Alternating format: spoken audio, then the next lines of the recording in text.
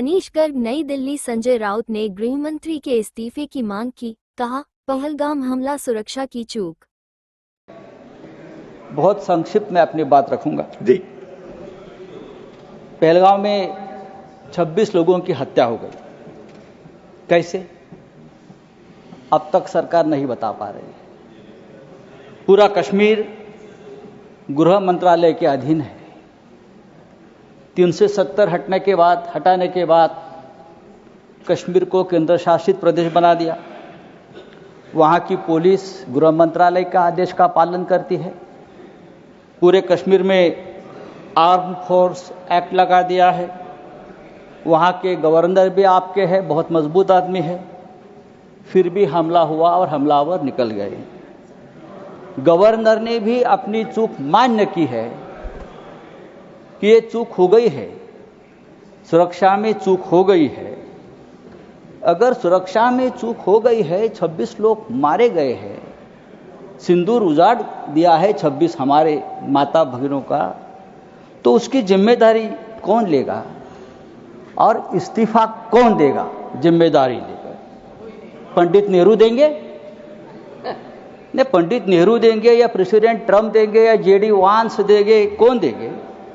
इस्तीफा देश के गृह मंत्री ने देना चाहिए, ये उनकी जिम्मेदारी है सर। इस देश में 24 घंटे में उपराष्ट्रपति का इस्तीफा लिया जाता है क्योंकि आपके बात मानते नहीं। लेकिन 26 लोगों की हत्या होने के बावजूद किसी का इस्तीफा नहीं, किसी से माफी नहीं। ये इस देश की स्थिति है। हमारे आदरणीय प्रधानमंत्री अपने आप को ईश्वर के अवतार मानते हैं, उनके भक्त उनको ईश्वर के अवतार मानते हैं। वो भी कहते हैं, उनका कहना है कि मैं समय से पहले समय को भांप लेता हूं, ये ईश्वर की कृपा है। तो क्या ये आतंकवादी पहलगाम में घुसकर 26 लोगों को मारने आने वाले हैं? ये आपने क्यों भाप नहीं लिया? ये हमारे सामने और देश के सामने सबसे बड़ा सवाल है। मैं कांग्रेस के हमारे जो नेता है उनसे कहना चाहता हूं, मेरे बाजू में बैठे हैं, यहाँ कल से मैं जो बड़े बड़े भाषण सुन रहा हूँ, चाहे राजनाथ सिंह जी हो, चाहे हमारे विदेश मंत्री हो, चाहे नड्डा जी हो, सबको पंडित नेहरू की बहुत याद आती है। पंडित नेहरू हो, सरदार पटेल हो, भूतकाल में बहुत घूमते हैं आप लोग। पंडित नेहरू उन्हें सोने भी नहीं देते और जीने भी नहीं देते। सरदार पटेल की भी याद आती है।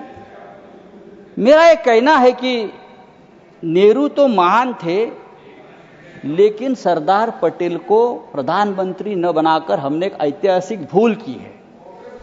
बात ऐसी है कि नेहरू साहब बहुत ही डेमोक्रेटिक आदमी थे, सरदार पटेल लोह पुरुष थे। अगर सरदार पटेल ऐसे नेता थे जिसने पहली बार आरएसएस पर प्रतिबंध लगाया था। अगर सरदार पटेल जीवित होते और 10 साल, तो ये लोग आज सामने दिखते भी नहीं। आरएसएस को पूरे आजीवन प्रतिबंध लगा देते। समय समाप्त हो रहा है, उनकी विषय पर बोलिए। फेंक देते। समय समाप्त हो रहा है, विषय पर बोलिए। तो आपको पंडित नेहरू का आभार मानना चाहिए कि पंडित नेहरू की वजह से आप यहाँ बैठे हैं, राज कर रहे हो। ये पंडित नेहरू की मेहरबानी है। अगर सरदार पटेल प्रधानमंत्री होते तो आज आप हमारे सामने सत्ता में हो या देश में दिखते नहीं, उखाड़ कर फेंक देते। सर नहीं सर, सरकार ने आपका समय समाप्त हो गया। मैंने बोला था आपको, लेकिन आप उलझे हुए थे। मैंने आपको बोला था। सरकार बोल रही है, समय समाप्त हो गया आपका। हमारे सामने अब मैं नेक्स्ट स्पीकर बुलाऊंगा। पाकिस्तान हमारे सामने गिड़गिड़ा रहा था, हाथ जोड़कर हमसे रिक्वेस्ट कर रहा था कि सीजफायर कर लीजिए, युद्ध विराम कर लीजिए। अगर युद्ध विराम किया है तो युद्ध विराम के बदले में हमको क्या मिला? आप मुझे बताइए। बात तो पीओके पर होनी थी, क्या पीओके मिला? समाप्त कीजिए, धन्यवाद। कम से कम जो कुलभूषण जाधव 15 साल से उस जेल में तड़प रहा है भारत का, उसको तो छुड़ाना चाहिए था। एक बात करनी चाहिए थी, हमारा कुलभूषण जाधव स्पीकर बुला रहा हूँ संजय राउत साहब, अब सीनियर मेंबर है, 15 साल से समाप्त कीजिए। तड़प रहा है, उसकी तो मांग होती, हमारे पास से मछुआरे